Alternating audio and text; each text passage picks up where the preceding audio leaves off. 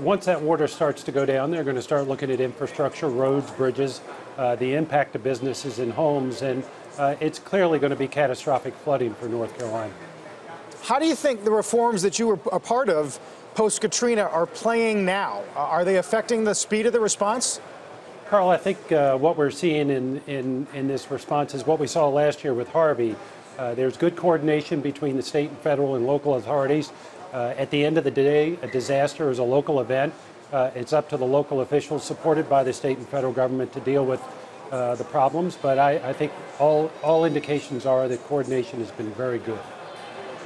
George, there tends to be a lot of attention on the storm itself and the force of it, but perhaps not as much on the aftermath, which seems to be key here. How are we going to be able to best judge the effectiveness of the government's response to this, and what particular needs should people look out for, even non-government, to try to help?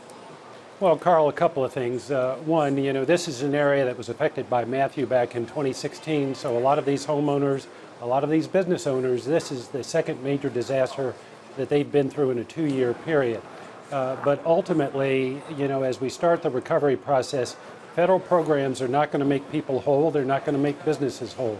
This is going to be a long-term recovery effort. The state of North Carolina, the local officials, volunteer organizations, as you mentioned, everybody is going to really have to hoe the road, so to speak, in terms of helping these people get back on their feet. Just in trying, George, to assess how large of a construction project is ahead for the Carolinas, the fact that a lot of the damage is being done by flooding, does that make a difference in terms of how you look at the size and scope of the project to come? Sarah, I think it does. And one of the things, North Carolina's had a wide range of disasters over the years, particularly hurricanes. They've got a very resilient electric infrastructure grid. There's going to be a fair amount of, still 500,000 people without power.